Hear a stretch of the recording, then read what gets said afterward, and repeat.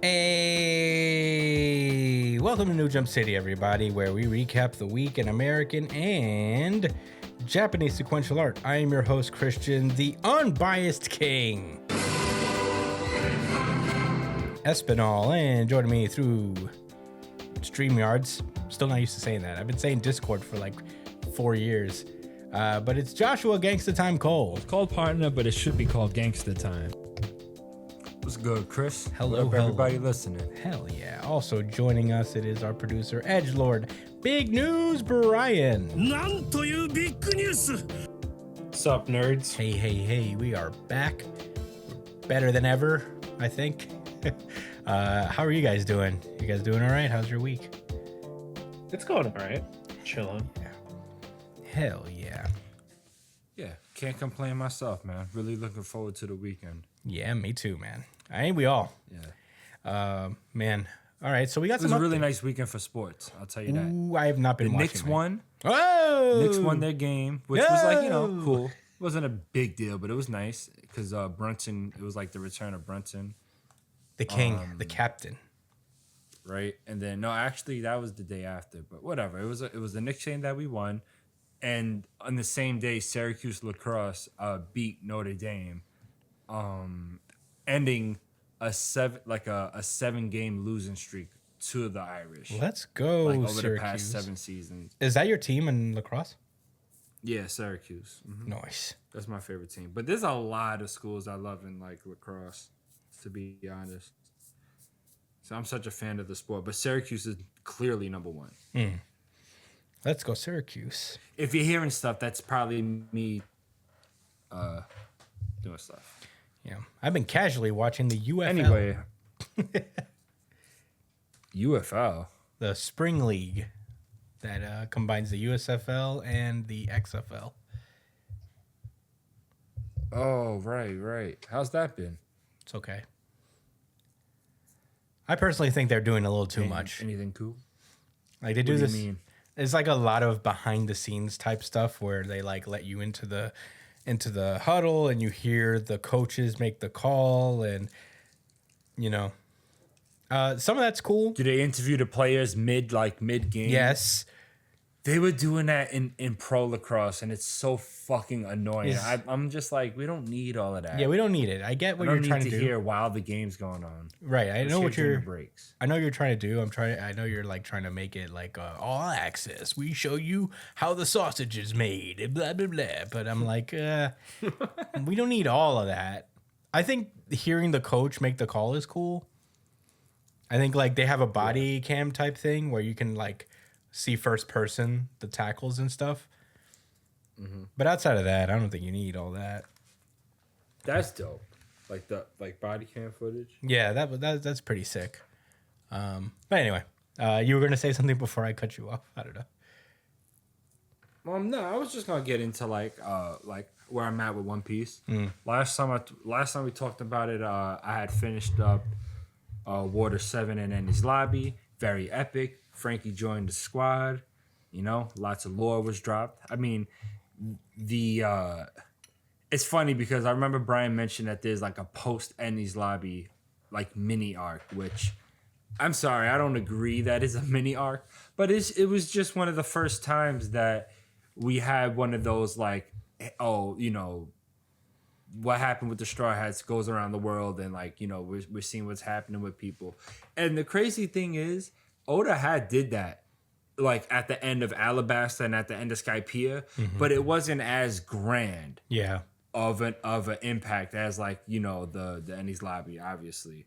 And also at that point they had so many like they had way more crew members and so many more like villages to like reminisce on, so it felt way more grand. Yeah. So it was the first time you really like they dove. Well, not really the first time because they did it after Skypiea, but you started to really like go around the world and like see things that like with we see Dragon introduced as like Luffy's dad for the first time. Yes. Mm-hmm. The admirals are introduced, I think, in that time period. Oh no, they don't. No, not true. That was Robin. They're spoken of. It was after like you. Yeah, It was after Long Ring Long Land. They mentioned the admirals because Kuzan comes in at that time. But yeah, you They continue. had the yeah. Well, anyway, yeah. So at this point where I'm at, I actually completely read Thriller Bark, finished the whole arc in since the last episode, and it was incredible. I was reunited with my favorite Straw Hat, Brooke. I had a lot more to say about like my thoughts on the character and just about One Piece in general in the pre-show, but just a few highlights from Thriller Bark. I mean, I think this was like Oda just went wild, you know, and I didn't think about Thriller Bark before when I was thinking about like the Minks.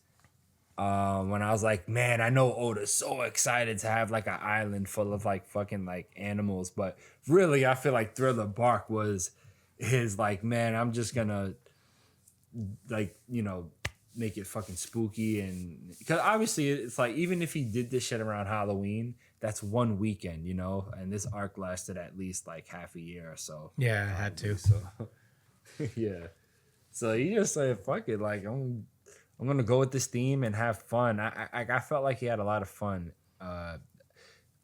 Lola, so the boar, right? The boar Lola that wanted to keep like marry Absalom, for that to be the shadow of, you know, Lola, the pirate, who ended up helping them and forming a bond with Nami, and you know, her, remember, you know, she had said like Namizo, and it was just it was just a great moment because like she didn't know why she said Namizo, obviously, but you know, I was just like, man, Oda's solid. Yeah.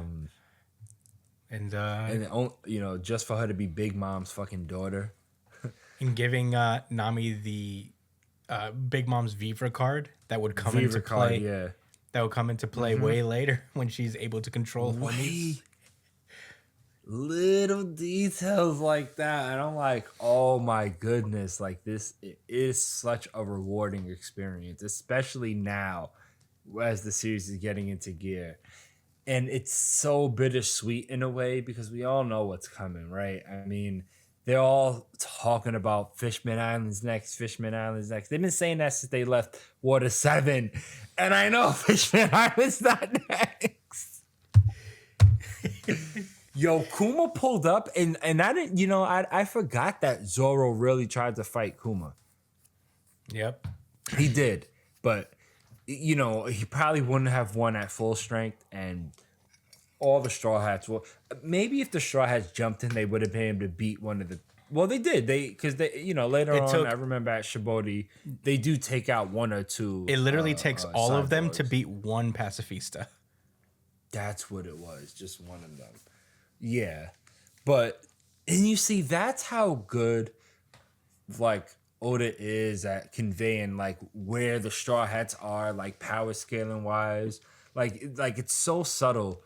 Because, like, in the back of my mind, I felt like, based on what I've seen, the Straw Hats, you know, the way they all teamed up to fight Oars, you know, which was fucking epic, by the way. I mean, that was me in real time recognizing, like, oh my God, this is like the first big crew fight where they is like all wilding out on one enemy, doing team attacks. It was a great time. But I just felt like, nah, like, if they was at full strength, like, Kuma would have been feeling that like pressure, but it was proved later on.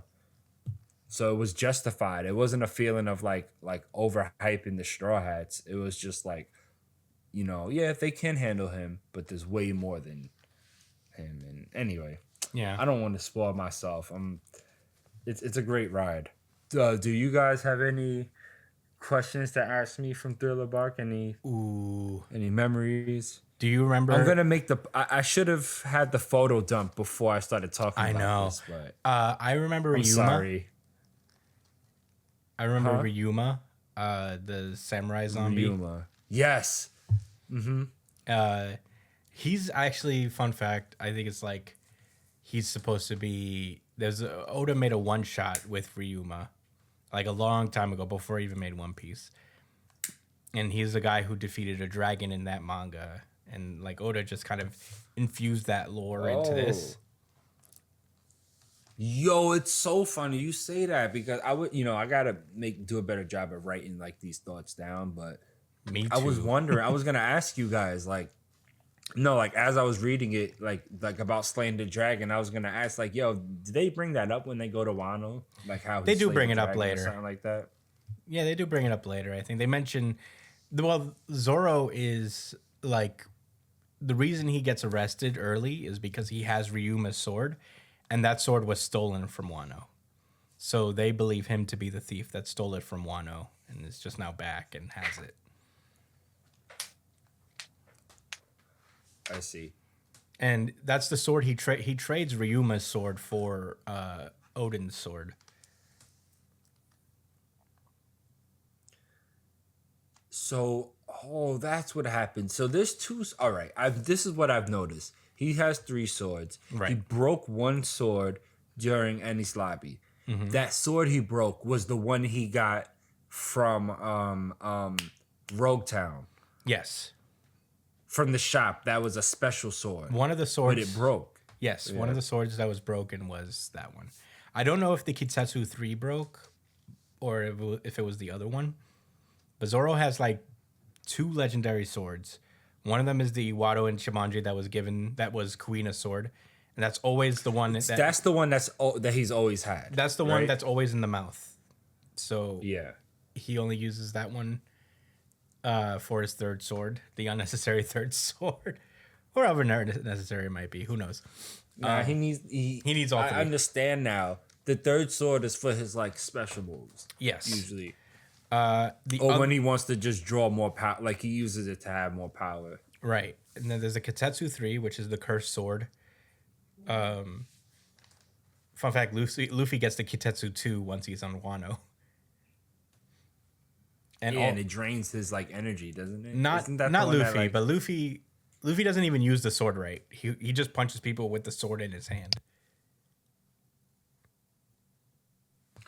But that's the one that drains Zoro's power, right? Zoro's the one that drains Odin's Zoro's sword? is Enma, which is Odin's sword. And that's the one he replaces the sword he got from Ryuma with That one. Hiyori makes him that trade. He's like, if you give us back that sword, you can have Odin's. And that's the one he used to slice Kaido, yes. Kaido. Because Zoro himself. Yes. All right. Cool stuff. So he basically has upgraded his sword 3 times, while the other 2 have remained pretty consistent. Yeah. I'm trying to remember if the Kitetsu 3 ever broke, but I don't think it did. But yeah, he did lose one sword, got Ryuma's sword, and then he replaced it again with Enma at Wano.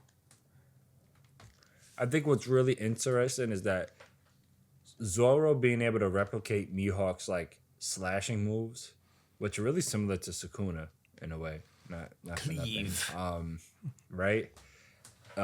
Wouldn't that be an interesting death battle? Anyway, I feel like it was hinted when he had a Ryuma sword how he could make those like shock waves and make them even stronger, like more potent, but he didn't have much control over it.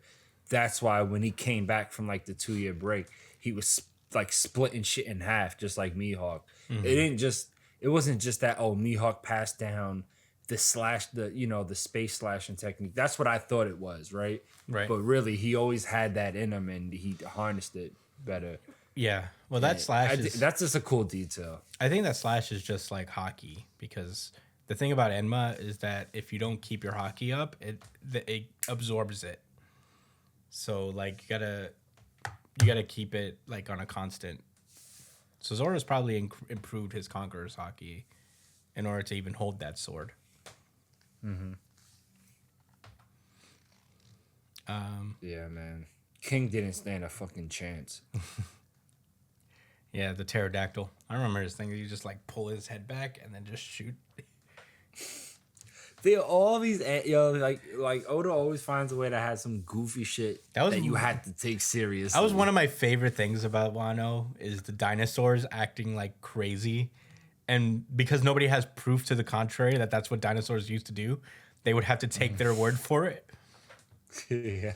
Like the Triceratops, Sasaki, he could use his like weird Triceratops thing as propeller, and he would explain like this is how Triceratops used to hunt their prey, and Frankie had to be like, I had no idea that was true. Yeah, I can't wait to read Wano Oh my again. That's God. gonna be great. Yeah, for sure. Do you have any more thoughts on your When One I Piece? send these photo dumps, is it tempting? To what? To read again? It might be. I do love reading One Piece. I have Well, every you have the book, so you probably I have every look volume. at it every now and then. I have every physical volume of One Piece that's currently available in America. Yeah, that's the end of my update. Pretty Okay. lengthy, but Onto Thriller my- Bark was awesome. Moria was amazing. Was so cool. So cool. Even when he lost, he didn't lose like a sucker. I'll tell you that. He didn't. No. But he was mad. He definitely was telling Luffy like, "Oh, you're gonna fucking like fail." And Yeah, I can only Totally imagine him in his wild, but- prime. This is him where he's like kind of gotten lazy and hasn't really like trained or anything. yeah, Kaido will do that to you, man. Yeah. I have a little status update on my journey to read every current running Shonen Jump series. I have caught up to Ichi the Witch. It's a pretty... I don't know how well it's actually doing in the polls. It just feels like it's one of those things that's like taking off. I'm going to check it right now. But as far as Ichi the Witch goes, I get it. It's a solid series. It's not my favorite though. I don't know. It hasn't really caught me quite yet. It hasn't like gripped me. I'm caught up on it completely. I'm on the 29th chapter. It is currently hovering in the top 5 to 10-ish. Like the last It's two a chapters. weekly series. Yes, the last 2 chapters were number 2. What? Yeah. The lowest it's ever been was probably 18 on the 17th chapter, and that was like weeks ago. It's all right. I don't know how much maybe it's not bad at all. Maybe it's because I'm setting my own expectations because of just how I feel like it might like last for a long time. But I think this is a solid little battle series. It has an interesting premise. And I'm excited to see where it goes. I'm glad I caught up to it so I can like catch it. But it's not, I don't think it would be on the same way. It doesn't capture me in the same way that Kagurabachi did from the start. But it is good. I don't know if you need a good new battle manga to get into. I think I recommend it, but I like that it's kind of like there's like a kind of Pokemon-esque element to it, where Really? yeah, the story is about this takes place in a magical world where only women can use magic. No men are even capable of using magical items. So all these women, they're witches and they hunt magics, which are these little beasts that you have trials for, and if you complete their trial successfully, you could use them and their abilities as magic, and you could collect a seemingly unlimited amount. But they become your not companions, but you could use their powers. And the main character of the You series, can summon them and yeah, you could not maybe summon them, but yeah, you could summon them, and then you could use their abilities. The main character Ichi is a boy who hunts. He's just been living in the forest. He's just a feral forest child, and he manages to complete a trial of a magic somehow and capture it, and he becomes a witch, and he is the only man on Earth that can actually use magic. And the story is about him just capturing magics for the most part, fighting the battle against magics with the witches. And I think we're in the second kind of arc of the series, like overall. So it's not bad. I'm also reading Akane Banashi. That is kind of like my main series that I'm trying to catch up to right now. I've talked about it last week. It's still good. It's still solid. I'm on like chapter 17. So, if I still recommend it up to this point. I think it's a really good chapter. Or a really good series, rather. But that is my journey so far in catching up to every Jump series currently running. With that being said, I'm ready to get into the main show. You guys fucking ready? You guys ready to get into it? Yes, sir. Alrighty, here we go. One Piece. This is One Piece chapter 1145, Wildfire in Forest Sector 2, Branch Route 8. We start off with a cover page update of Yamato's Golden Harvest Surrogate Pilgrimage. Last we left off with that, we find out that it's been Who's Who that seems to be behind all the kidnappings in Wano. And Yamato manages to defeat him with the Thunder Bagua. Ulti and Page 1 are still alive and have been captured by Who's Who. They've been since rescued by Yamato.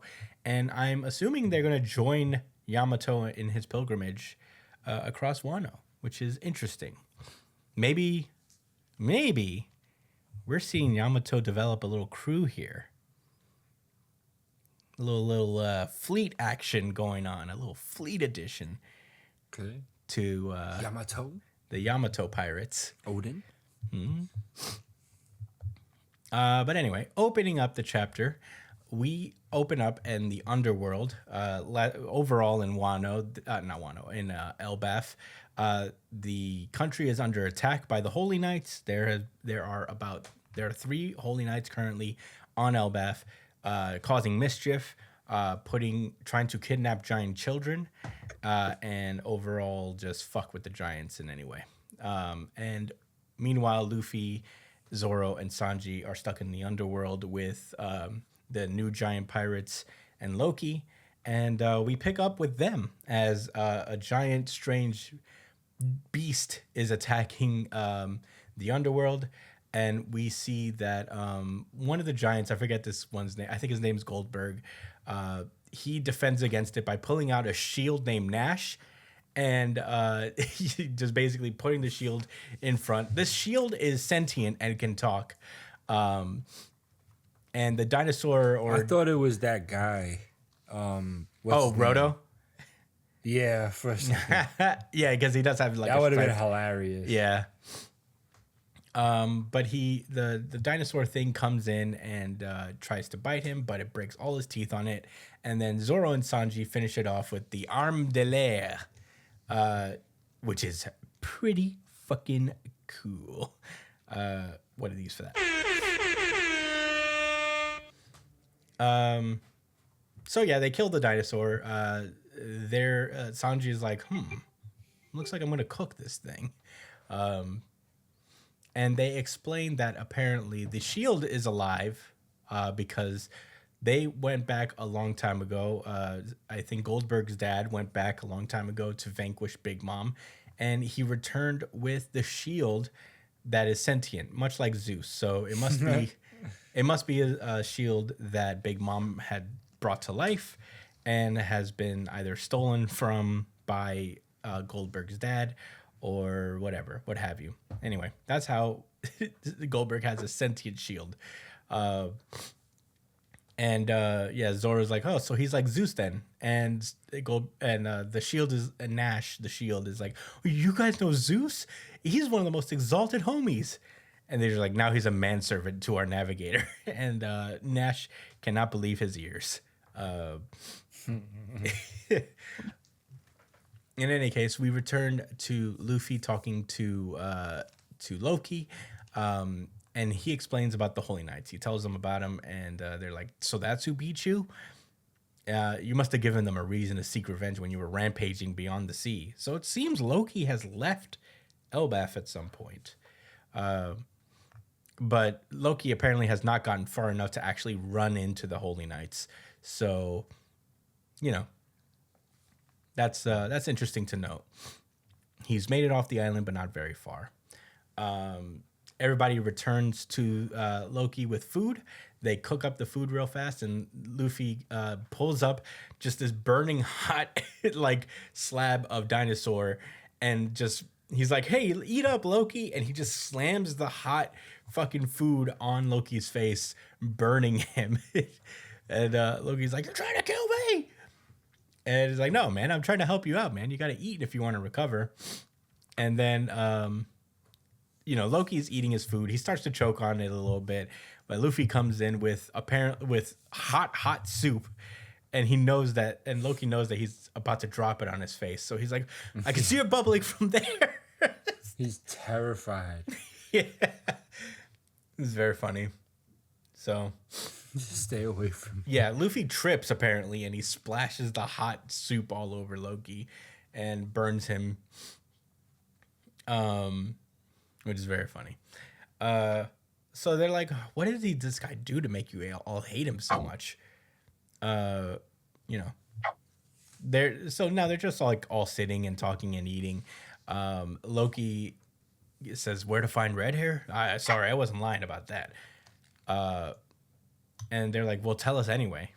We'll be the judge of whether you're lying or not.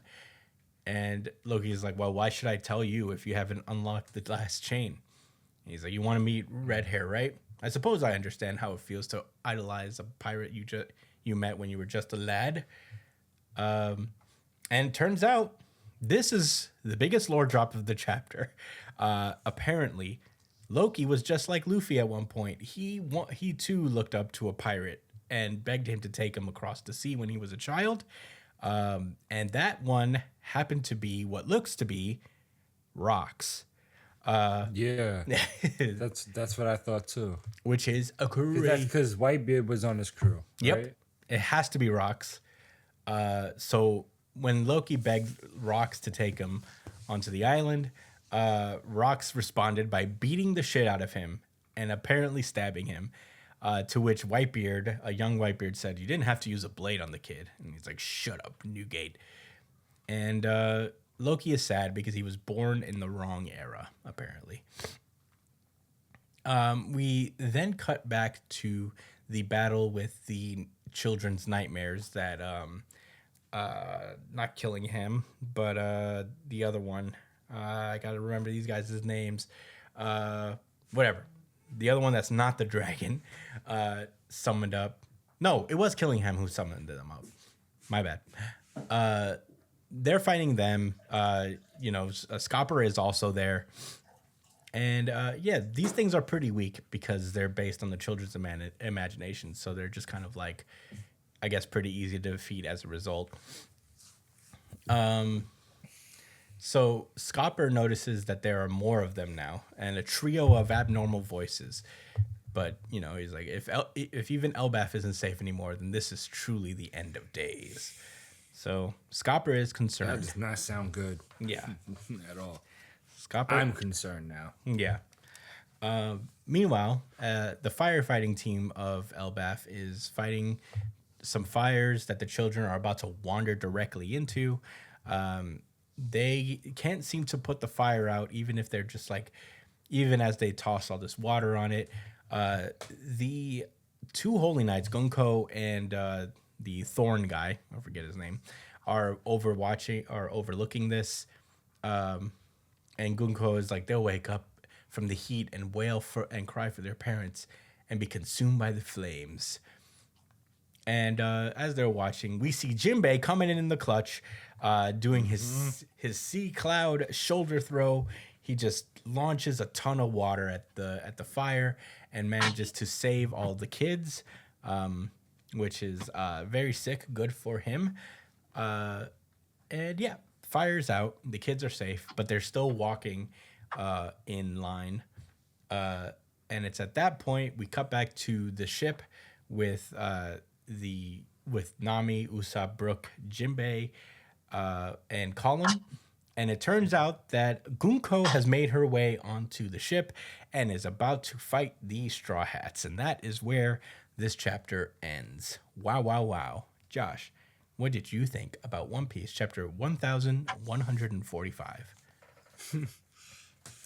I think Colin looks hilarious. Like what? Let's be real here. Gunko stands no fucking chance. I mean, let's keep it a stack. Even if the son of Scapa himself wasn't there, right? She got to deal with 4 members of the Straw Hat crew. One of them that moves so fast she probably can't even follow. Another that definitely outmatches her in strength. And then 2 other scheming goons. There's no way. There's no way. She's no threat. This is an introduction to her abilities and her personality and whether she's gonna ultimately be a good guy or not. That's what this is about right now. I'm gonna learn a lot about her. What she's not gonna do is win a fight against our guys. Not our team. And quite frankly, the son of Scapa would never allow that. Never. Colin? His Conqueror's hockey is too much. And it's like, what is she doing? She's going up there to also steal Colin. It's like, what the fuck do you think you're about to do? She didn't know. She got up there. She seen a ship. She seen a big kid. Went up there and was like, I'm about to snatch this kid and talk all this shit. And then seen the Straw Hats and was like, well, I can't be pussy, so I gotta act like I knew. I can't be pussy. She knows what time it is. Yeah. Brian, what were your thoughts on this chapter? I think Colin is fucking adorable. I love this kid.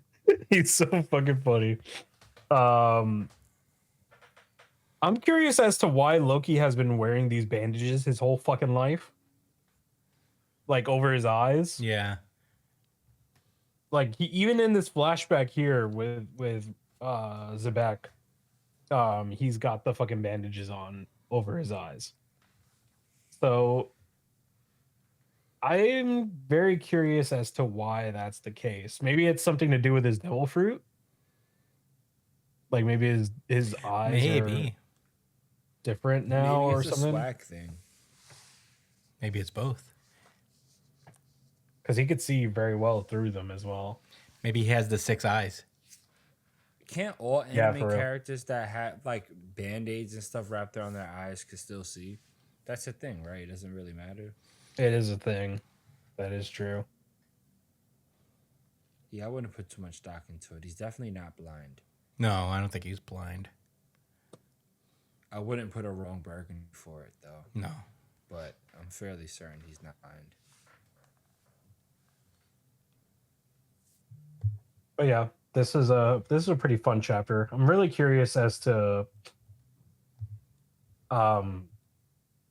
what this Zebek thing is gonna lead into. Like maybe Loki makes a nightmare version of him or some shit. That would be pretty cool.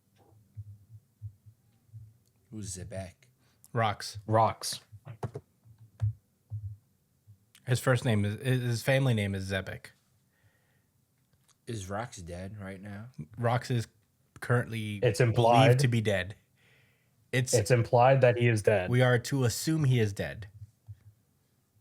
But that's a good question because there's no confirmation that he actually is. Okay. Odin is definitely dead. Odin is for sure dead. We saw him die. Rox. Rocks, maybe. We only know that Rocks was defeated. Not that he was killed. Garp's not like that. No. I mean, he is, but he ain't do it alone. No, I mean, I think it's possible that Rocks can still be alive. But Rocks, I would figure that Rocks is probably older than Roger. Because Roger was like, not a kid, but like a young man when he defeated Rocks. Scapa was there. Scopper was there. So was Rayleigh.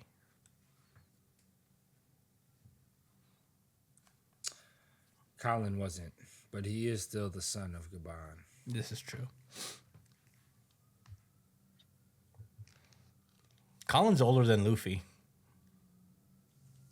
For sure, for sure. Yeah, he's 20 years old.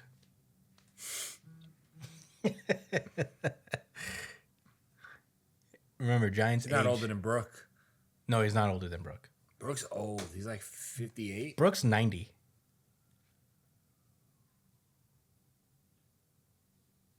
I think he is 90. How many years was he out at sea? 50. Oh my god. And then Moria came around and took his shadow like not that long. Yeah, That Brooke only is happened 90. 5 years ago. Whoa. So, yeah. He died at 38. He was found by Straw Hats at 88. The time skip pushed him to 90. Yeah. Yo, damn. Sad shit. Sad shit. Oh, did you get into your thoughts for? No. I like this chapter a lot. I was very excited at rocks being mentioned. A rocks mentioned is important. And I like that there was a parallel being drawn here between him and Luffy. Loki's definitely going to be a good guy. Confirmed. They have this big thing in common. This big childhood event in common. They seem to be... And I wouldn't be surprised if he even had this same vibe with Shanks when they first met.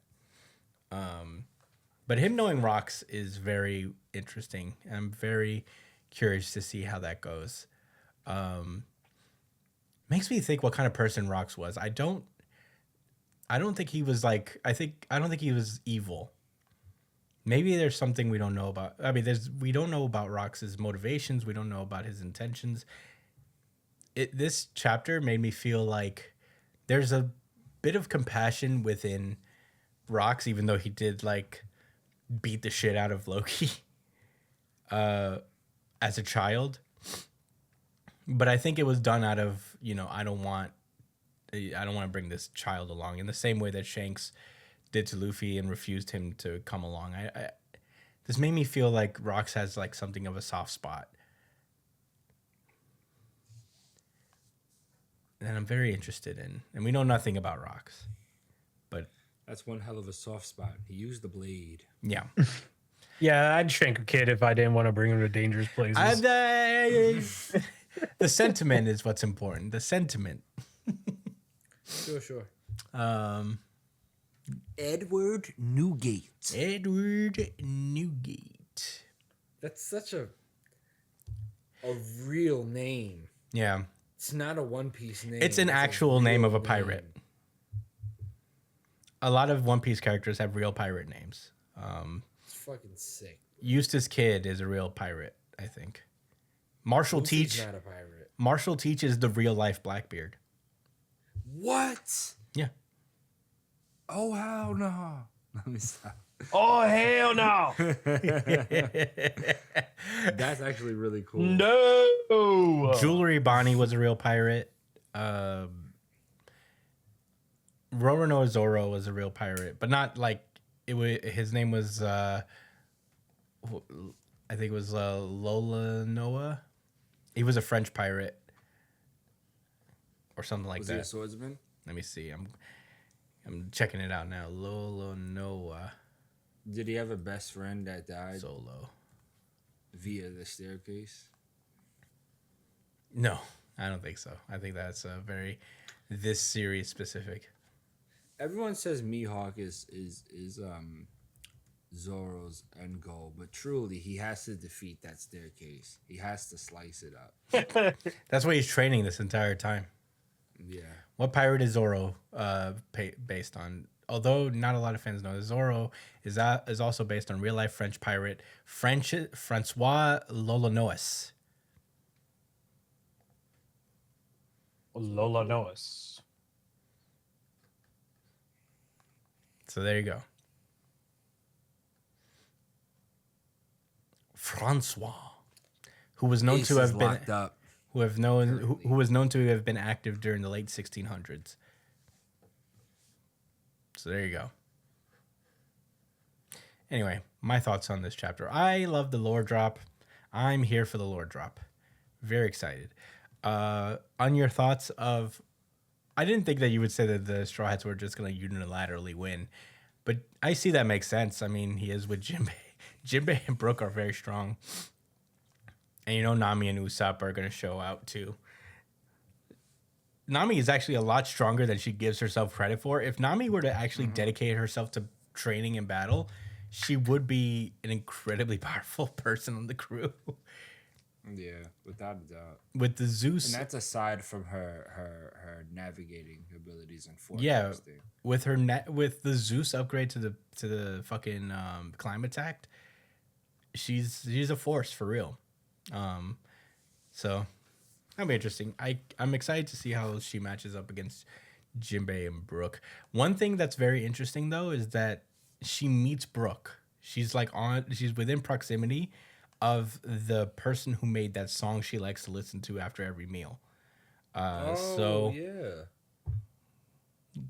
good guy turn heel.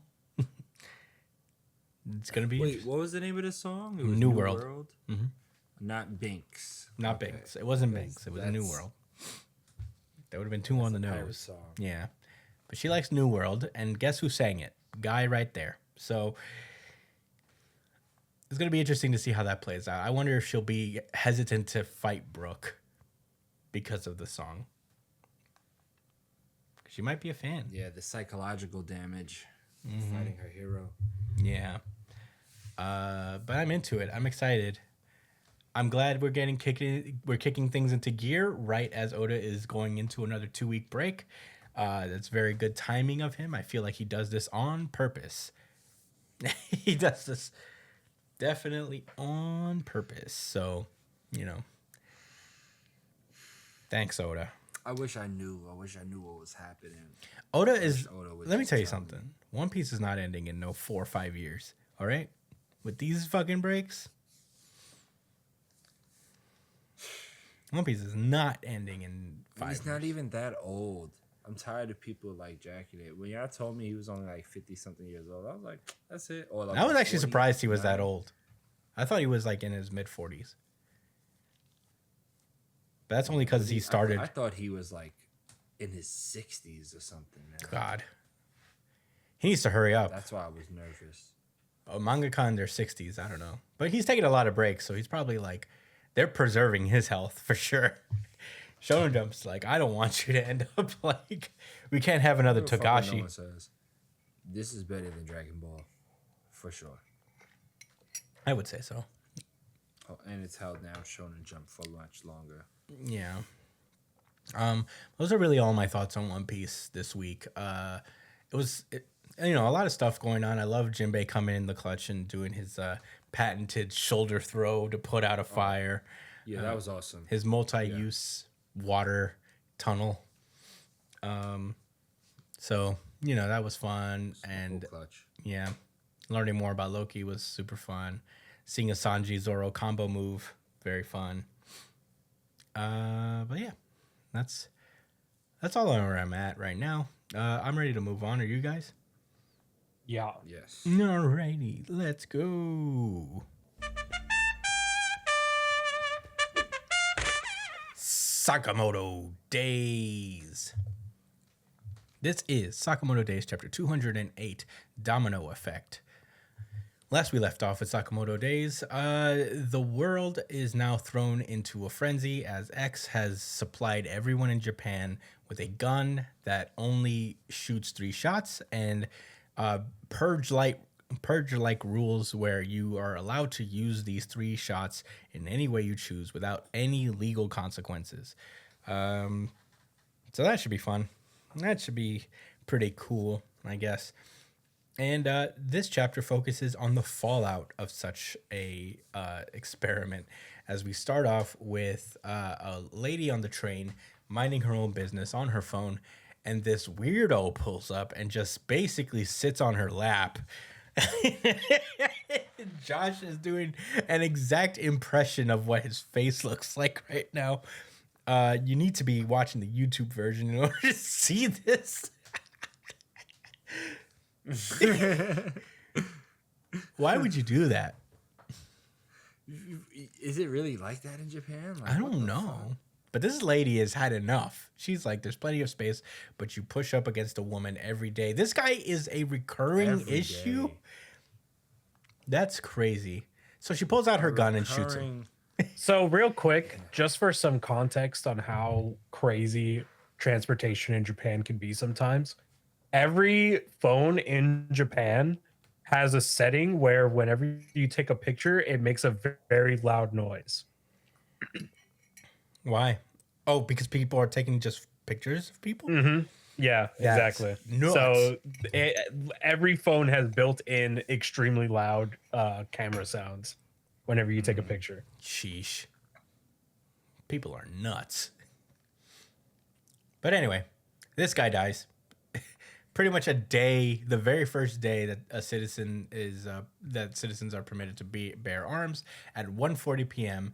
The first shooting happens on this train, and then, as predicted, road rage gets a little crazy. We've all been there, right? Traffic. Am I right? Traffic, am I right, fellas? This is literally, this happens. That'll show them. Okay, so there's a road rage driver happening who's just like being a menace on the road. We've all been there. And one guy just gets fucking sick of it, steps out of his car, and shoots the guy in his car. Sheesh. Yeah. We then cut over to this. It's a Social Security division, and they're talking about, some guy is demanding he gets his money, his Social Security money, and the main guy is, I guess, like the guy who works there is talking about how his income is sufficient, and like you're only trying to get your money so you can deal with your gambling addiction. It's not inflation. That's not the reason why you a brokey. And he's like, what? So you're saying I deserve to die? And then he just pulls out his gun and shoot him. He's like, yeah. Blam. Yikes. And he's like, it's thanks to garbage like you that people who really need support get demonized. So that's not good. Within 3 days of everybody in Japan having guns, approximately 0.25% of citizens, a quarter of the population, has used a bullet, and the number of casualties is 324,000 people. So that's not great. But on the bright side, there's been a 90% drop in petty crimes since then. Hello, Kira. Meanwhile, we then... Are they even being reported? I mean, what kind of crimes are we talking about? Everybody's committing a crime. Yeah, like I like that shit was insane. I felt like they were saying that to be like sarcastic. Yeah. Meanwhile, we cut over to X, who is sitting in the center of a gigantic room, and there's nothing but a chair there. And he's just sitting on the chair. There's nothing around him. It's a bare room. Nothing's there. But his 3 henchmen. And he's just sitting there like, watching the ticker go up. I think he's reading a book as this is happening. And he explains that, like, when one is firing a gun at someone for the first time, the first shot is a weighty decision. But then it just becomes a lot easier as it goes. And we cut back to that Social Security office where one guy is calling the other, the shooter, for, shooting a guy dead center, just for, asking for his Social Security money. And the guy is like, whether he was a scumbag or not isn't the issue. You just killed a human being. And this guy has the counter argument. It's like, it's legal for us to use our 3 shots however we want. It's our bullets. We can use it however we want. And this guy is like, this is despicable. Resorting to violence is a disgrace. And that's when X cuts in to say pulling a trigger the second time is much easier. And right on cue, blam, he shoots the second bullet at the guy who's chastising him for straight up murdering a dude before him. And then X Not goes, even threatening him. nope. Just Like, I'm tired of this. Play. And X goes on to say, after the first shot, the threshold for killing significantly lowers. The taboo lifts, and even trivial events can serve as a trigger. At the end, there's no going back. And he's this guy who just shot 2 people are like, whoa. He's like, well, I've done nothing wrong. It's perfectly legal. And X goes on to explain that legalizing the act makes it completely guilt-free. The moral compass is astonishingly easy to destroy. And once the critical mass of people cross that line, their acts of violence justify others following suit. And then we see a lady off to the side about to kill the guy who just killed 2 people, and she shoots, and a new guy is killed and added to the ticker of people who just die. Rion is looking at this, or Akane, sorry, is looking at this like, God damn, I should not have joined this team. I should not have been here, dude. Your hands are bloody. Yeah. She said, this many people Your are filthy dead. hands. Yeah, she said, this many people are dead, and X is like, that's right. So Akane goes directly to attack X, it seems. Magna Girl tries to stop her, but then she does judo flip and flips her on her like fucking shoulder. And Akane is like, why would you go such lengths to spur people to violence? What are you trying to achieve? And X just explains, like, this is just payback for the dirty work they forced onto us. Yikes. Meanwhile, we cut over to the youth, the younger assassins that we have been spending some time with. I don't remember most of their names. I'm sorry. It's been a long time. Brian, if you could pull up their names just so I can know it as we go on. But we see this schoolgirl lady who was a big fan of Sakamoto, the big Sakamoto fan. She's watching this going on, and she's like, whoa, this shit is fucking crazy. The other 2, I remember one guy, the guy with the hat, has like super hearing or something. That was his thing. Mm-hmm. And I know the other guy is the son of Spear Guy. There's Seba. Yeah.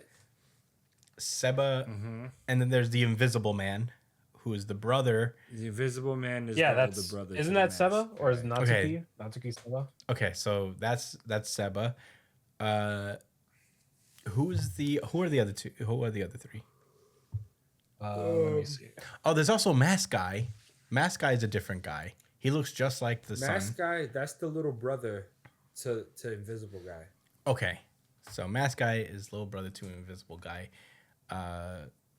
Guy who was looking for his dad or something, who is currently alive and fighting alongside the Sakamoto team. Yes. Hearing Man and the Sakamoto fangirl. That's who she is, the Sakamoto fangirl. I was like, she seems familiar, but I Yes. So yeah, Seba is he ran an AI simulation. The hat guy, his name is Joichiro Kaji. Kaji, okay. Kaji. Seba, Kaji. Mafuyu. Natsuki. Amane. is Amane the girl? No, Amane is the mask. Oh no. Amane is the son, the grandson of the guy with the. Okay, Amane. Sorry guys, bear with us. It's been a while since I've seen I think the girl's name is Mao or Now. Now, okay.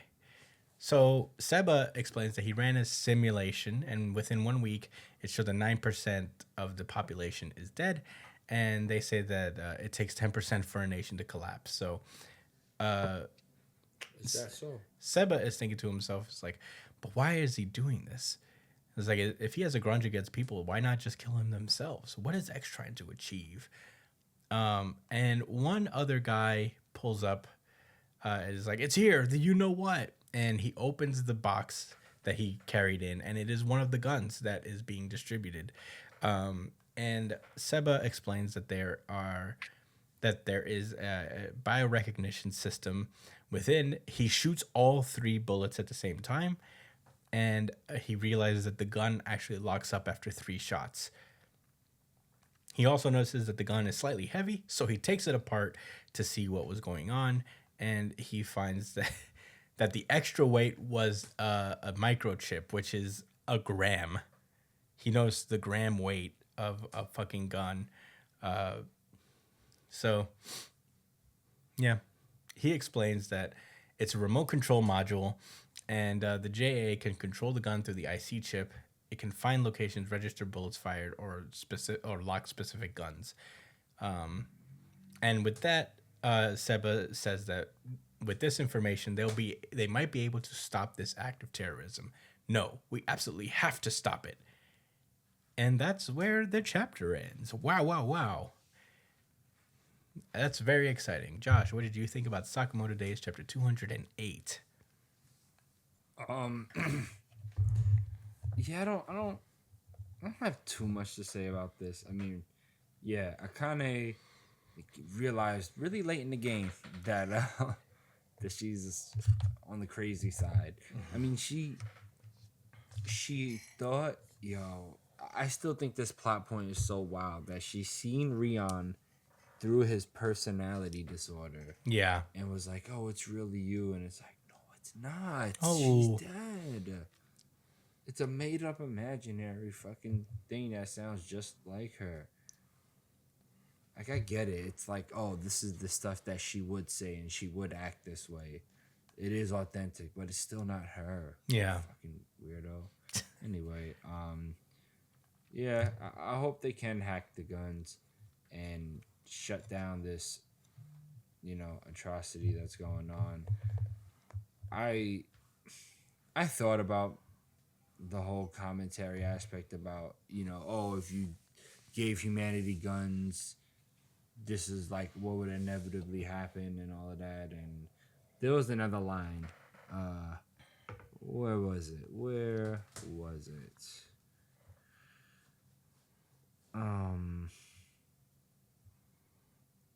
Well, if I remember it, I'll bring it up again. But oh yeah, about like when power gets in people's hands, this is the inevitable outcome. And I just want to say I disagree with that. I'm not surprised. I just think I wouldn't be surprised if like you did put a bunch of guns in people's hands, like within a society we live in, which promotes, competing for resources and like in the form of like jobs and places to live, etc. So I could see society warping into like massive violence. But I do think it's way more unrealistic. I think there will be casualties, but I don't think it'll unfold the way that it's been happening in this comic. But I still feel like maybe the comic is going to make a point about how society has been primed for something like this to happen in the case of like citizens getting guns, because of like how the JSA has like, manipulated the government and caused society to be a certain way, etc. I just think these things would be interesting, and if the author just kind of says these things just to say it and get the plot moving, I won't be devastated and super disappointed, but I will think it's a missed opportunity to kind of, make the point more interesting instead of him just being a cartoonishly evil villain. But whatever. Those are my thoughts. I'm looking forward. I like this other crew they got here with the kid with the mask and the invisible and his brother, the dude with the hearing, and even the Sakamoto fan.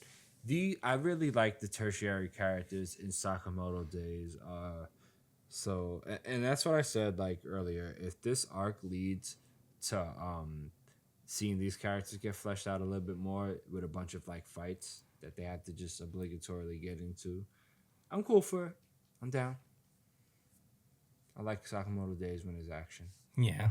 Brian, what were your thoughts? This was a pretty fun chapter for me. I really like like Josh mentioned, I really like the other side team that's coming around. I think it's good. It's kind of like an idea that this is what Sakamoto's influence has kind of created, is another group of former or aspiring assassins to kind of turn a new leaf and try to stop or kind of murder and chaos. So this whole group here is kind of like just a byproduct of Sakamoto's kind of no killing rule, right? Like they've all kind of come to like met with him or people who have also been influenced by him. So this will probably be like a pretty, big turning point for assassins, because it will just end up becoming like a mantra that continues to be spread. Um, and it's kind of going to be the thing that's counteracting all this kind of normalized murderous intent that's supposed to be kind of spreading, right? It's kind of like a flip of a coin, right? Like everything's turned on their head. Like assassins are supposed to be the one killing people, and normal people aren't supposed to kill. And now it's the other way around, where it's assassins are trying to stop the killing, and all the normal people are trying to kill. You know what I mean? Like it's a very interesting dynamic, and I'm really curious to see how it kind of pans out. I'm really looking forward to it. I hope we stick around with this crew for a bit. Yeah. Though I don't think that's going to happen, but I think it'll be really cool. But those are my thoughts. Yeah, I like this chapter a fair bit. I agree. I do like seeing the other side. It also is on not a world building perspective, but it does give an alternate. It's good to have two teams of protagonists working on this, and seeing how like their paths are going to converge with Sakamoto and all of them. All these characters I remember actually being super cool in one way or another. I'm excited to see how it all goes out, because they're gonna have to fight. I bet they take down one member of the order, all of them together if they had to. But that was cool. I like that they immediately figured out how the guns work. I remember that Seva was like a weapons manufacturer, and he created like the invisibility gear and all that stuff. So it was a cool callback on his character. I do find it strange that X didn't take it into account that there would be assassins out there that would notice like the weight difference and figure out how to stop the guns. But I guess in his mind, he's probably like, it doesn't even matter if they know. They won't be able to stop it. He probably feels like enough damage has been done. Right. Like enough damage in the initial time before they figure it out. Yeah. Will be enough to create enough of a cascading effect. Right. And it's even that like the damage is done already. I've proven my point. I was right. Yeah. Just by that happening. So I thought it was a very fun chapter. We're still in like, I guess, the developing phases of this arc. I don't imagine that like action's gonna get officially started until maybe one or two more chapters to try to, get Sakamoto back on his feet, and before heading out. Although I imagine maybe the tertiary characters, like the side cast, is going to make moves in lieu of Sakamoto and give him a chance to come in and save the day, in an instance. So I'm excited to see where it goes. I don't have many more thoughts on Sakamoto Days. Shall we proceed onward? Sure.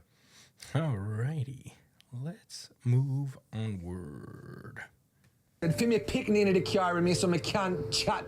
Kagurabachi. And with that, I'm going to pass this one over to Josh. Thanks, Chris. This is Kagurabachi, chapter number 74. The title is Dawn. Dawn.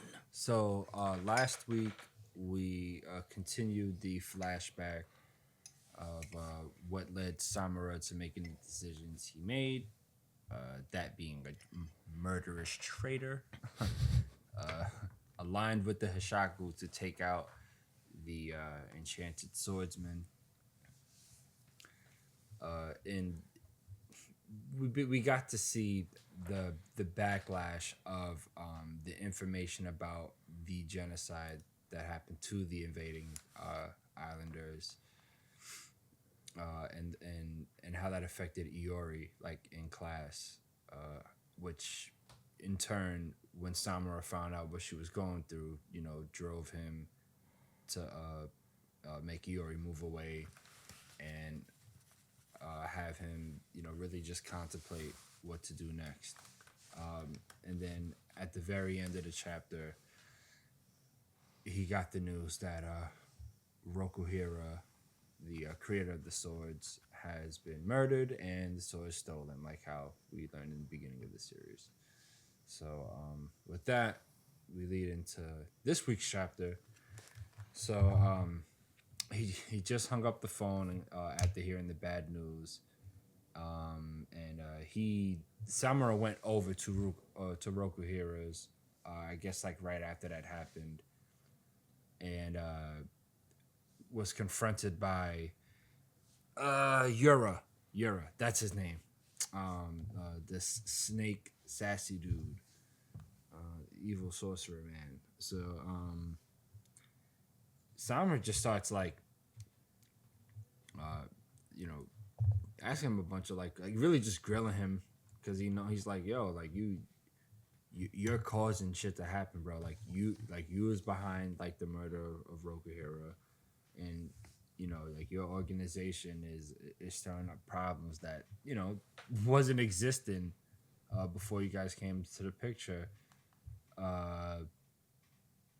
And Yura just keeps pressing the idea essentially that like the sword, because the sword bearer that committed the genocide is still alive, and that leading to the sword still being around and being available to use eventually at some point, that's why the sword bearers had to die. The same rhetoric we already heard, but he's just kind of explaining the lengths, like this he's basically pressing the issue because he doesn't want to wait for the malediction to happen. He wants to take control of the sword himself, as a matter of fact, and that's what will ensure the malediction from that happening. Yeah, I'm sure we all have thoughts. It's gonna be a fun post chat. Yeah. So he's guilt tripping Samura, essentially. I could go over the lines that they're delivering to each other, but that's the gist of it. Interestingly, he also happens Yura also happens to know that killing like the main swordsman, what's his name? Killing the owner of the Shinichi will also like kill the rest of the swordsmen. So he's obviously have some type of like inside information from the Kuminabi, right? Yeah, that's their organization. Yeah. But that's just me speculating. Crazy thing is, after his whole like make Samura feel responsible for the perfectly sane decision of locking this guy up and not forcing the other people to die, he looks around and he's like, your daughter's no longer with you? That's too bad. I was gonna use her as a pawn. He's like, damn, I was going to take her hostage to make you do things for us. Yo, so he says being with me was only hurting her. The look in his eyes, like as he stares at Samura. If only Samura could actually like see him, he wouldn't even be holding a conversation with him any longer. He would have killed him on the spot. Yeah. He's like, don't fucking look at me like that. Anyway, How fucking dare you? he says, I was hoping to have another pawn. Oh, he literally does say that, actually. I was hoping to have another pawn to help us kill the swordmaster. For the sake of the future, I'll give you a chance to atone for your sins. Which is him basically recruiting him, like, Seiichi Samura, let's team up and end this menace together. We have to eradicate the issue from the root and get rid of the Shinichi. Anyway, we skipped forward to about 3 years after Samura left Iori. with her aunt. Word got around about Rokuhira's death, and that's when the Kuminami started monitoring her. So she was a little bit. No, I'm not gonna say grown, but she wasn't like a young child. I guess the point I'm trying to make is she got her memory changed recently because after the Kuminabi start like following her around, that's when they introduced the idea about the seal and having her forget the memories. So I thought that was actually kind of interesting. But anyway,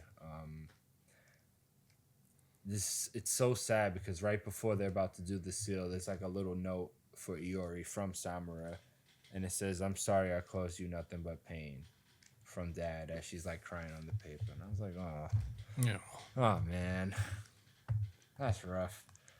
As we fucking with an insane amount of whiplash, mind you, in my Yeah, opinion, for real. But abruptly, I was wondering if I was the only one that felt that way. No Vaseline. We're in the present. Yeah, right.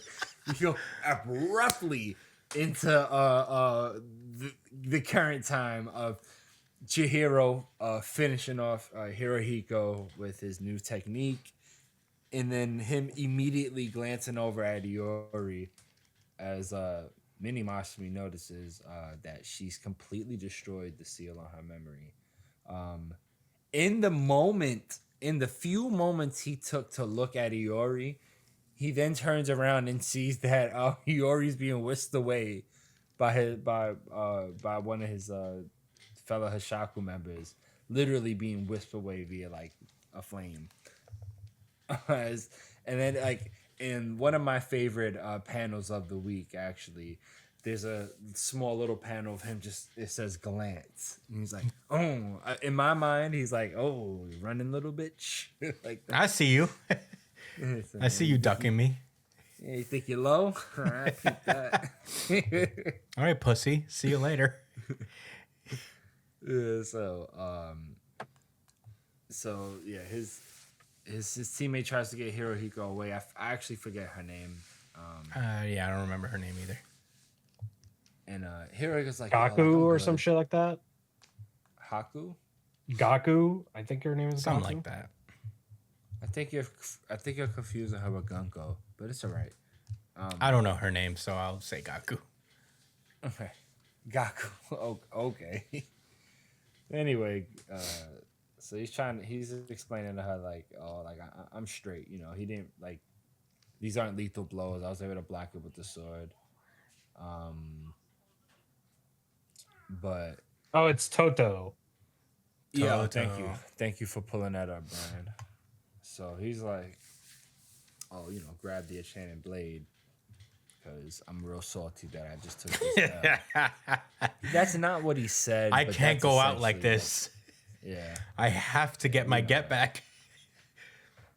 So,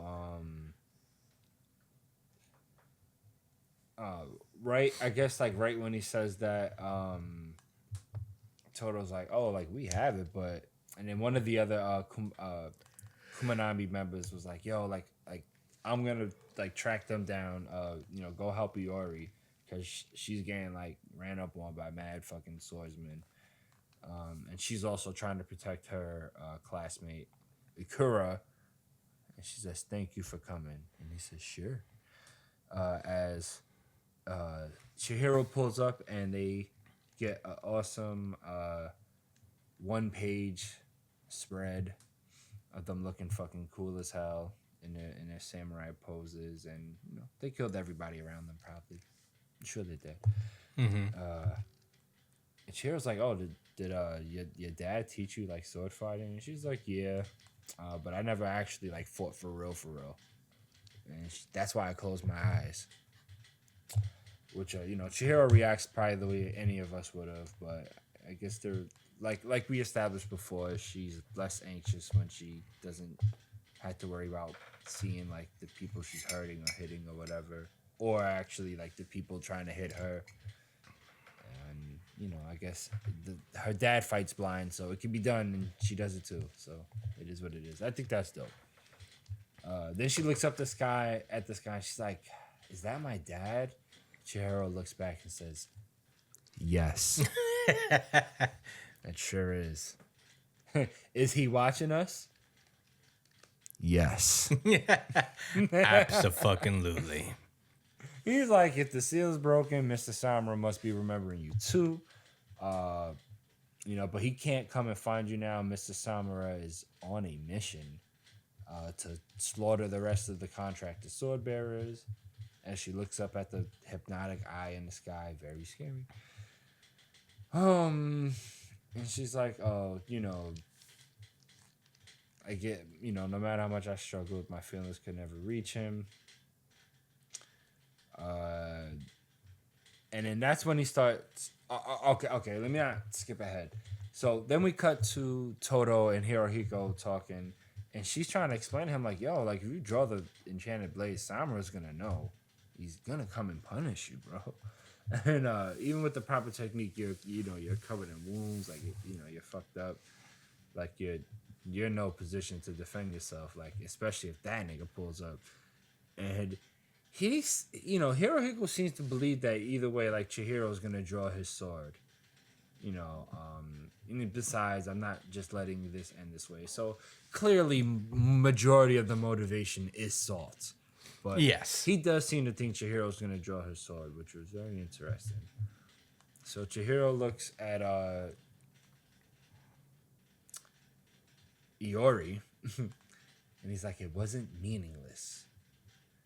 You can reach him now." As Chihiro is basically about to get super reckless, and she said, Iori tells him, "Even if it's just for a moment, I want to see my father." And Chihiro pulls the fucking Enten sword, and Hirohiko does. He called it. He fucking knew. He had no logical reason to believe that's what was gonna happen. He has a bomb. Anyway, they both pull their sword, and guys, one of the coolest fucking pages I've seen in a really long time. Oh, bro.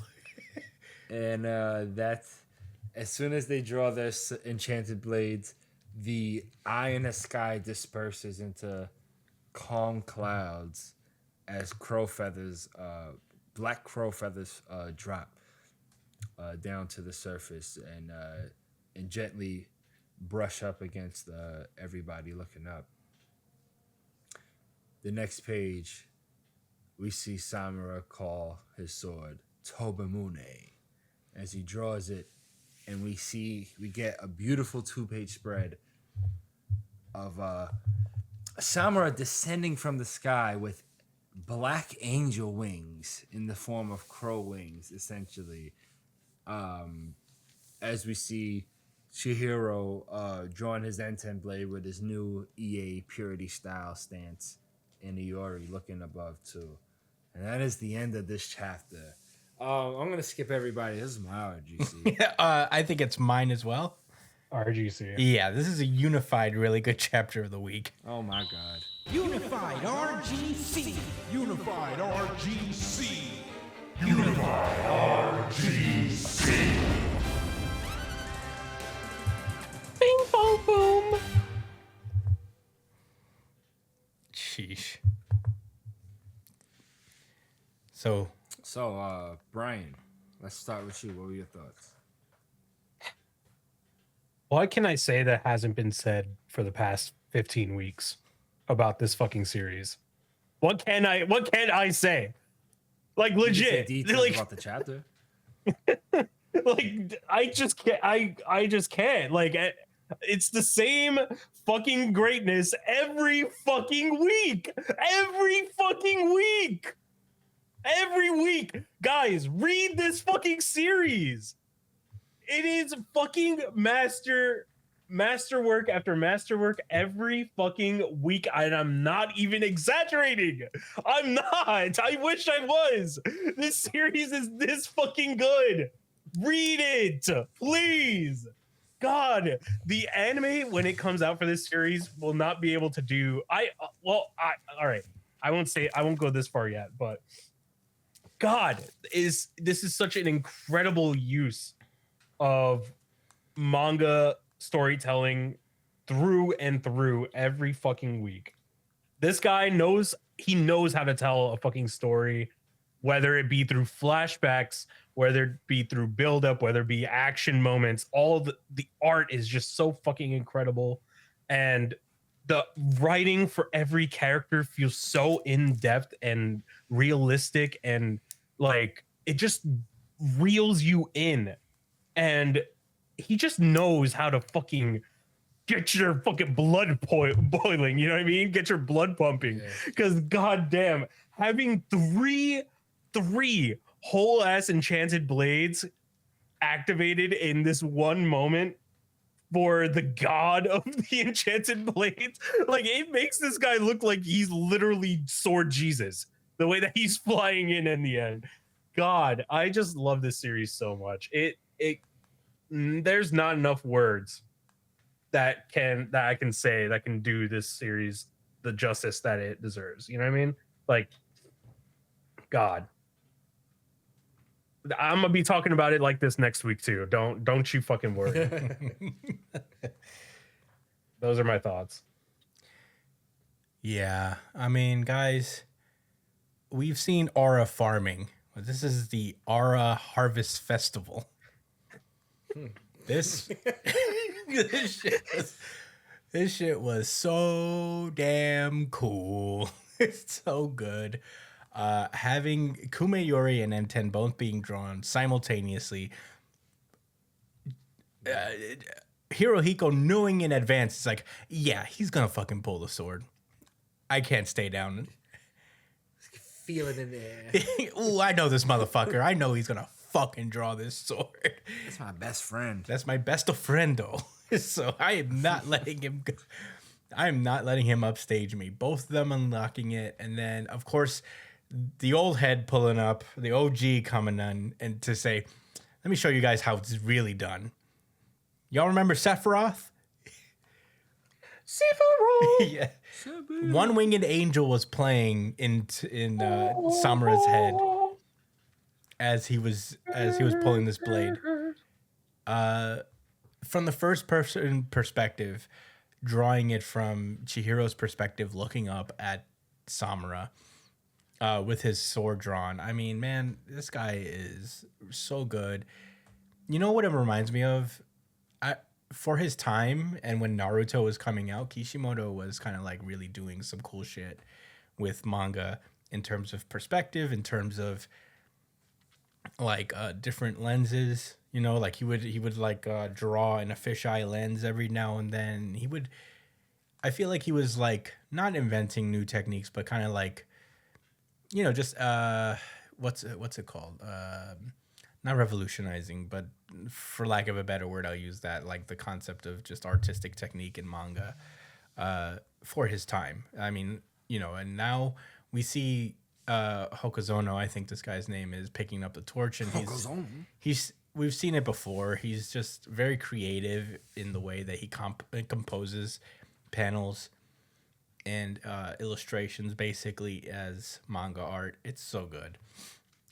This, as far as the story goes, I don't use this very often, but you know, this is like one of them. This is a perfect chapter. You know, it has like a good act structure in a sense. It's like building action up to the point where we get a full release in something of a climax of a chapter. It's almost self-contained in a rising and falling action. We get the rising action of just knowing the stakes and how much this means to Iori. Just like suddenly in the act 2 of just the lead up to, you know, having Chihiro make the decision to unlock the blade just for Iori's sake, so that she could see her dad one more time. Yeah, he basically said, "Come pick up your fucking kid." Yeah. Get over here, deadbeat. Your daughter is waiting for you. So yeah, I'm just very excited to see what comes. There's so many like plot lines that are about to converge. We get to see what's going to happen as far as Samura meeting his daughter again after so long. We're going to see what the Kumeyori can actually do. I'm very excited. Yeah. But yeah, I mean, what can be said? Yeah, this is gonna be crazy. I don't want to glaze Kagurabachi too much, but man, it is at its peak when it's really cooking. It's cooking, man. And we've given it RGC after RGC, and it is going to be amazing going forward. I can't imagine anything less. But that's all I got to say. It's so good. Josh, what did you think? First of all,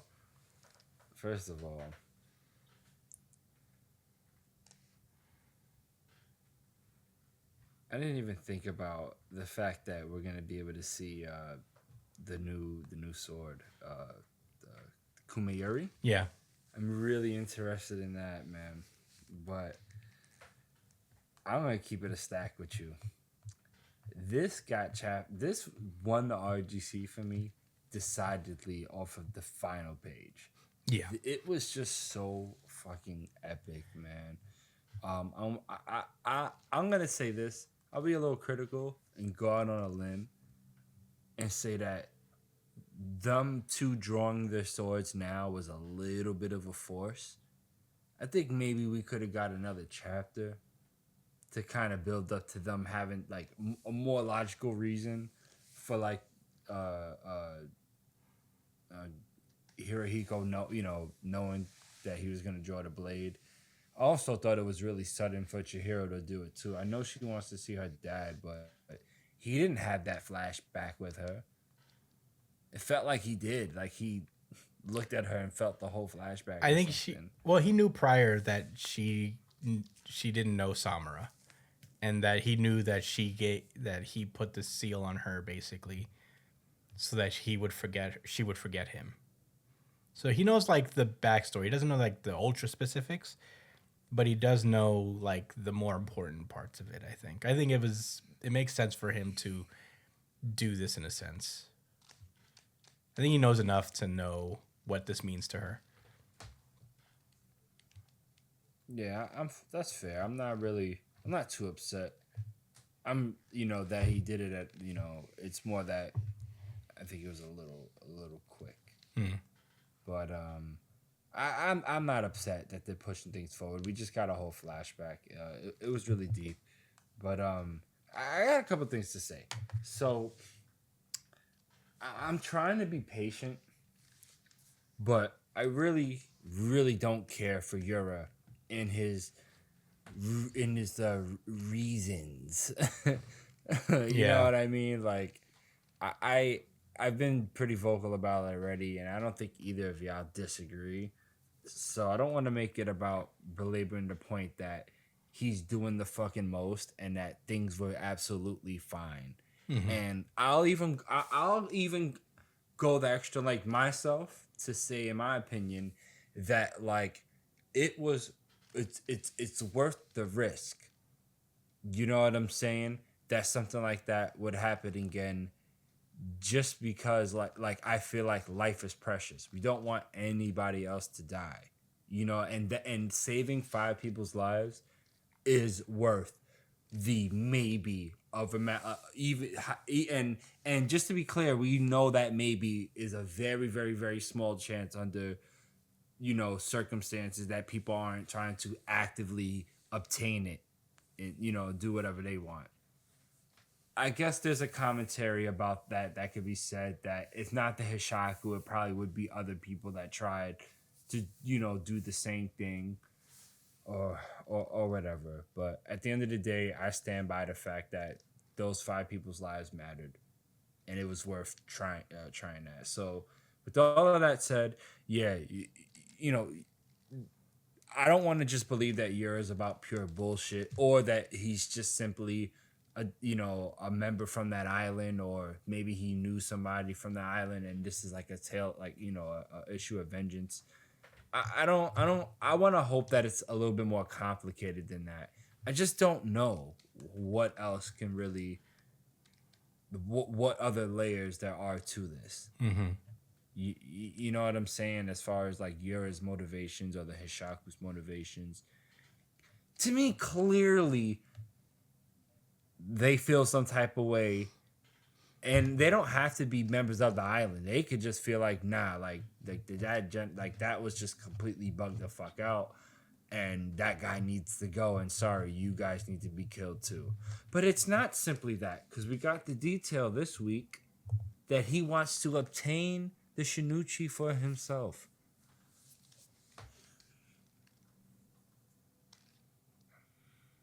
What's going on here? Yeah. Is this too deep or complex?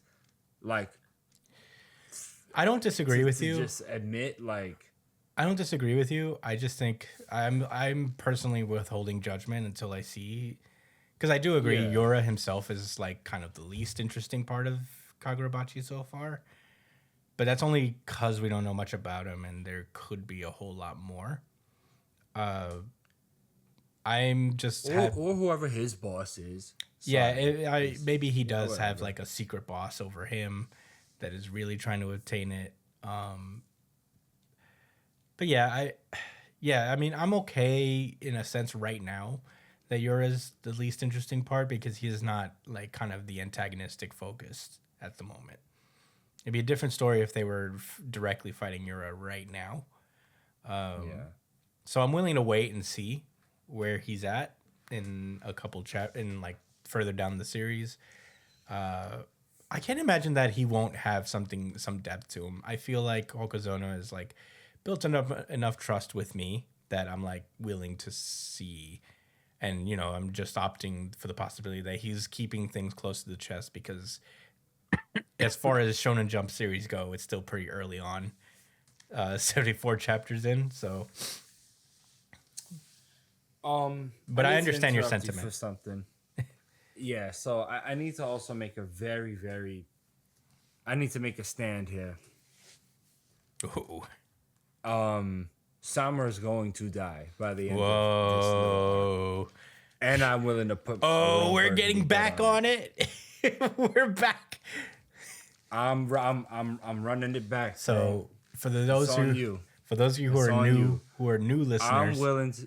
for those of you who are new listeners, a long time ago, maybe I don't know, 10 weeks ago, we had it was our very first in history wrong burgundy bet, where the loser would have to be referred to as wrong burgundy for the entirety of the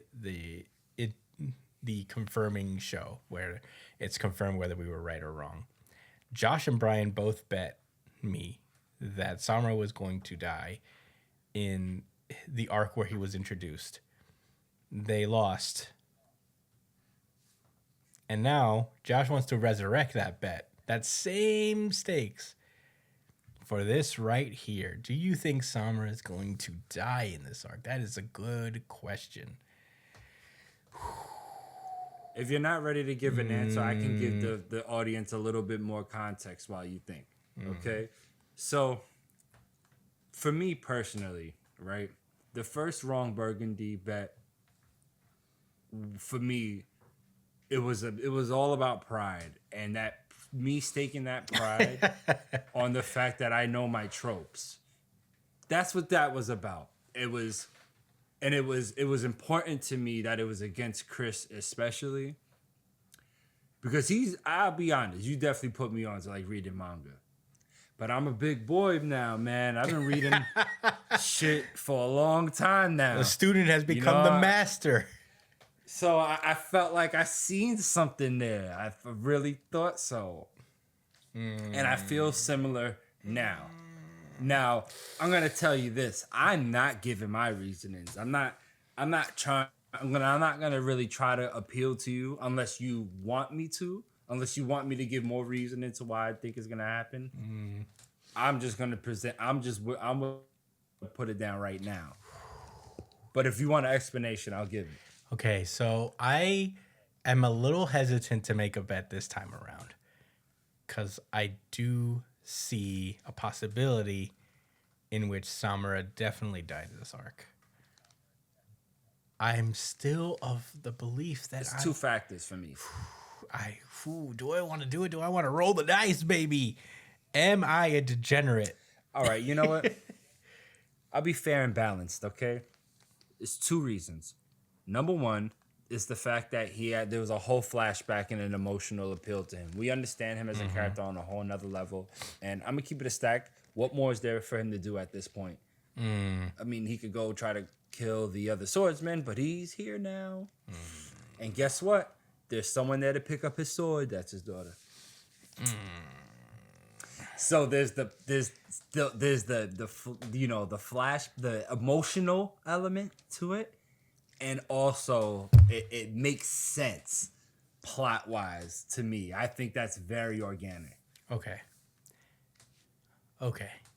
I'm gonna roll the dice. I don't think he's gonna die this arc. Oh, Wrong burgundy bet. Okay. If I'm wrong again with this, that's gonna be tough. Here is why I think he won't die, and I will note I am. Are you trying to appeal to me? Are you trying to like? This is my reasoning. to I don't reason want to with me? just. I don't want to just give it that I'm just throwing it out there with no logic whatsoever. That I'm just doing this. Okay. Okay, so my logic is I'm going based purely off of distribution of enchanted swords. It's going to be a hard sell for even me. But my idea is that I don't think that he's going to die quite yet. Because if he dies, and theoretically, Iori gets Tobimune, that's 2 enchanted blades. And also 2 enchanted blades for the Hishaku, because they do have Komayuri, assuming Hirohiko survives this arc, which I can imagine that he won't. And then there's another guy with one of the enchanted swords. They just have to kill the other one. So if they happen to save the other swordsman and retain the sword that belongs to that other swordsman, then that means they would have 3 enchanted swords on their side. The Hishaku have the swords, Oh, they have all swords, you're right. right? They do. They have the swords. I'm pretty sure they have. They stole them, right? They lost. Yeah, they do have all the swords. They just have to kill the lost the swords lightning master. one. Yeah, they lost. They lost the lightning one. Cloud Gouger. And how did the Shinuchi get in the hands of? Shinuchi, they defeated I guess- the Oh, the kid Hishaku family. gave it to them, right? No, they defeated the No. dad. How did they get the Shinuchi to even put it up for the? I forget right, how. and I think the Hishaku gave it to them and Yeah. offered it to them. Yeah. I think it was it was like part of their plan or something like. I'm pretty Something like that. Yeah, because they killed Rokuhiro and they stole the swords. So that's the issue here. I think That's why they have to defend the swordsman. And I think one more reason that I don't think Samura is going to die is that I don't think upon first meeting his daughter that it'll be the day he dies. I think, if anything, she is meant to get probably stronger and strong enough to face him herself. Because her goal is to be as good at, or if not better than her dad. That's what she said in her flashback. So that leads me to believe that she's the one who's supposed to take him down, and she's not going to be able to do that now. So maybe they're saving that poetic justice for somewhere else down the line in the story. But I'm rolling the dice. That is my assumption, and plus a gut feeling. But man, this is a more dangerous bet. I'll tell you that much. I'm sticking with it. Yeah, I'm sticking Doing with this, we're locking in. We're All locked. right, wrong We're locked, burgundy. Brian. How about right, you, Brian? You want in? You want in on this, Brian? I'll be a cautious observer. I feel you. Okay. I respect it. Okay. Samura. Oh boy. Here we go. I'm 2-0 in wrong burgundy. You bets. are. Yeah, I'm 0-1. Yeah. Brian is 0-2.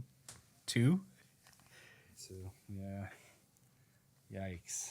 I want to say a few more things. I think I respect Samura a lot more as a character after this flashback. I don't think he just made so this is the thing. I had a lot to say about Yura and his reasons, but I totally understand Samura being so susceptible to that manipulation.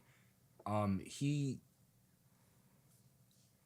you know, him having a child in his life and then imagining what she was going through, and then like that panel with him thinking like, oh, she might end up like, you know, taking her own life or something like that. That is absolutely like enough to drive like an unstable person to the point of like isolation and feeling like and like pessimism or whatever. Or maybe there's a better word for that. So I think like I said, it makes a lot more sense like why he was able to stick to doing what he was doing, because he's like, man, I don't give a fuck about nothing else at this point. No matter what, I want to make sure my daughter's good. But it's still really unfortunate. And it's not like he jumped out the window just because Yura told him that. They started pushing the envelope, and he was so scared that like shit was moving so fast. He said, all right, I gotta find some way to get some type of control of the matter, again, for the safety of his daughter. So he went to such lengths to joining them, so that at least if this is going to be done, he's going to make sure it's done the right way. And hopefully no maniacs will be able to take these swords and kill more, you know, wreak more havoc. But yeah, that finalizes my thoughts for Kagurabachi. What an eventful week. Right. Big time, big boy for chapters. this chapter. Yeah. Big boy bets. Ooh, our third wrong burgundy bet. Will I go 2-1? I never gamble on other people. I only gamble on myself. That's a good Something words to live by. That's good policy. But all right. That was are we done with Kagurabachi? Shall we move onward? Yeah. All right, let's go. I don't really have to fucking care who's in my way. I'm gonna fucking kill everybody. Dandadan. With that, I'm gonna pass this one over to Brian. All right. So we pick up last chapter with Takakura facing off against this alien person. And he's kind of like bursting backwards as whoever, I don't even know, as the alien is kind of flying towards him. And we kind of get like a small kind of teaser as to what this alien has been through. As like, you know, I'm guessing that the alien's the girl. Yes. Probably. As she's kind of kissing a loved one. I don't know who. Maybe they're getting married. And then there's another panel of her kind of some really fucked up shit happening to her. And this does not get referred to for the rest of this chapter. It gets left behind by a bunch of really cool action. So we continue into the next page where we see her kind of doing like a after image fucking kicks all over Takakura's armor, and Takakura goes rah and blasts off into Kung Fu Alien. And as she's getting pushed away, she kind of like pulls Takakura's like unarmored arm and bites him, causing him to kind of lose grip. But instead of getting away from her, he brings his legs up to do the pile bunkers or a kick. And then he notices that it's not the octopus. I think it was an octopus last time he was fighting the aliens. But it's actually a somewhat humanoid looking person. And the mask kind of flies back over Kung Fu Alien's head as she kind of flies in and throws a kick, to which Takakura tries to kind of block with his arm. And as he blocks it, his hand accidentally touches his armor, which causes the armor to become undone because it's no longer in control of Kinta. And this gives Kung Fu Alien a chance to kind of swing a huge fucking kick that destroys the entire armor. Mind you, this art is fucking amazing for the sequence. And Takakura falls on his head. And as that's happening, Bully Maguire over here is kicking away Quinta and notices that Kung Fu Alien's going in for the kill on Takakura, to which he immediately jumps over and cuts him off. And he says, "Asshole, I said I'll be the one who wastes Takakura." And immediately those two start fighting. Bully Maguire and Kung Fu Alien are kind of squaring off in this really fucking beautifully drawn sequence of panels, which ends with Bully Maguire just constantly jumping up and down, smashing on top of Kung Fu Alien. And while they're distracted, Quinta calls out to Private First Class Takakura and asks him if he's okay. And he apologizes for touching his armor. And it's at this point where they start to realize that things are getting a little dire. So Quinta suggests that they merge. To which Takakura says, "Do what now? Merge. If we merge, we'll become stronger." Bro, this is one of my favorite sequences. Bro, like Emperor. Robot. Yeah, Pirates Docking 6. Pirates Docking 6. Yeah. Bro said, we aren't Big actually Emperor. He said, we aren't actually robots. That's a poison mindset. And then in the next channel, next page, Quinta goes, "We are robots. No, the robot is me." As he's kind of bringing all the, I forget what it's called in this Nano skin. Yeah, nano skin. That's a poisoned mindset. I love that line so much. Yeah. He's kind of bringing all the nano skin together, and he goes, "Here we go. It's time to merge. Come forth, oh creative powers, come forth. It's the great merging." And in the next panel, we see Quinta's full-fledged armor, and we see Takakura. You see Takakura's face coming out of like the pelvis area. It's just this outrageous armor. And Takakura goes, "It's just me carrying you on my shoulders." And he goes, "I can handle the great Quinta better than anyone else, but you are the one who's used to the combat, Private Takakura. To keep up with their movements, we need your dynamic visual acuity and reflexes." And we cut back to Bully Maguire and Kung Fu Alien kind of fighting each other a bit. And it seems like Bully Maguire has gotten the upper hand. And he goes back to turn his attention to the other two.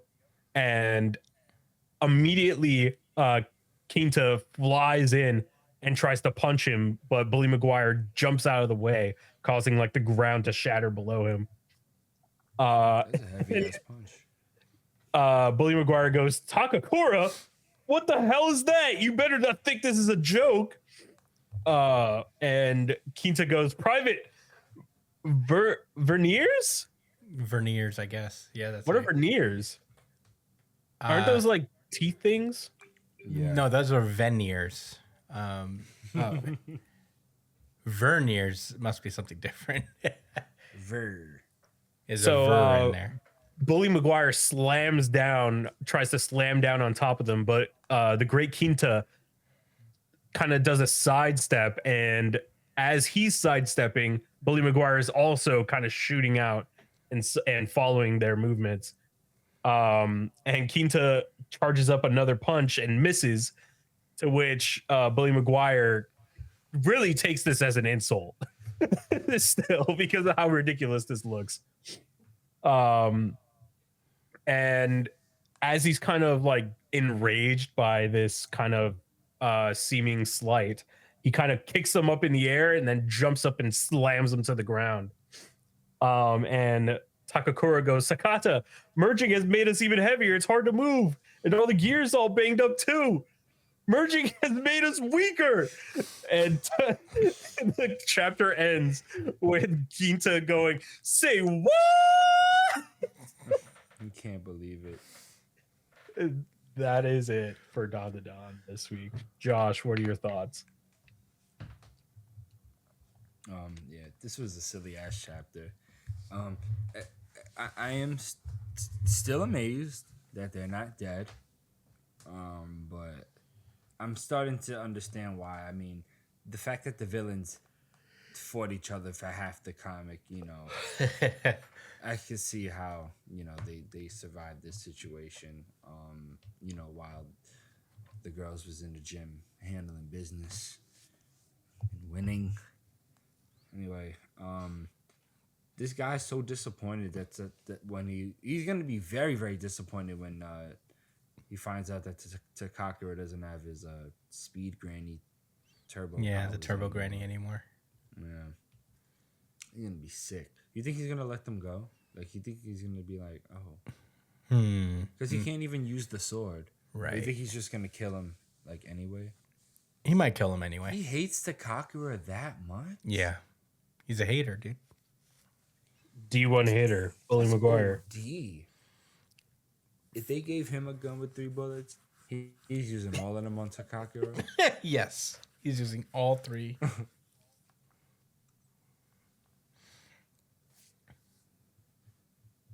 Yeah, I really like the robot stuff.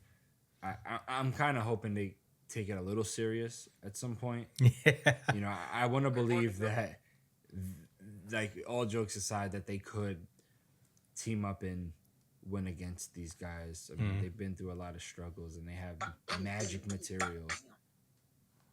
Yeah. So, shit. Looking forward to next week. Cool chapter. Yeah. Yo, she bit him.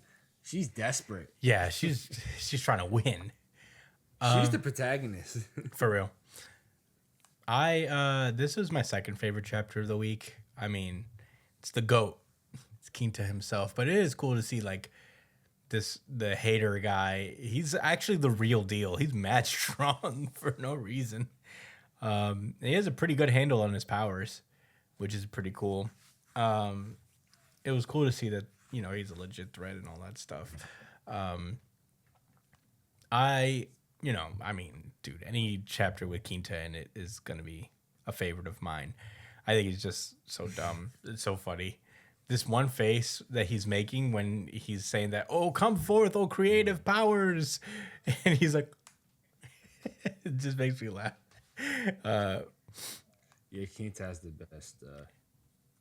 He's the best character, probably. Probably. But yeah, this is just like such a fun chapter, and I love the merging thing. It was done in One Piece. We've seen it. We've referenced it already, but there's something funny about like still a giant robot just failing and being cool. Actually, that's still a good joke there. I feel like they're gonna take that the nano skin is actually gonna come in handy in a real way soon. For as silly as Kinta is, he is very smart and he does figure this shit out. He's the only one who can like mold it to this degree. So I am excited to see how they do it, because even though it will be like a serious threat, I'm sure it will be silly because it's Kinta there. But yeah, those are really all my thoughts on Dandadan. I thought it was just a very fun chapter, and I'm excited to see what comes next. Brian, what did you think? The art for this chapter was splendiferous. Splendiferous. Stupendous, one might say. Oh, Yes. high praise. I had a few good giggles, a few gaffes from this chapter as well. Man, I feel like Dandadan, in say like there's like a read order for the weeklies, like whenever they come out on Sunday. I want to finish with Dandadan. I'm glad that Dandadan comes out on Mondays, because then you could just kind of reread and then have like a nice little palate cleanser at the end. And just have a nice little fun chapter to boost your mood before the show. But yeah, those are my thoughts. Just a fun chapter. Dandadan, you could always look forward to some good fun. Definitely. Well, if there are no rebuttals, that has been Dandadan, and that has been our show.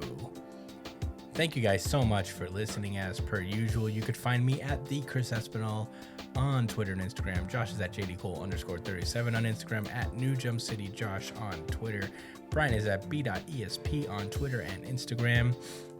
Check him out when he's streaming at twitch.tv/itspunchline.